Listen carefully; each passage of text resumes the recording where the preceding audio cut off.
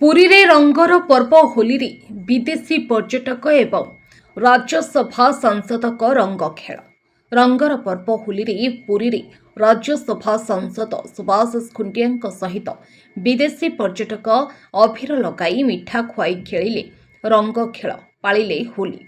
विजु जनता दलर शताधिक युवक सुभाष खुंटिया को अभिर बोली पालिले रंग उत्सव। पुरी रमेश साहू रिपोर्ट ओडिशा 24।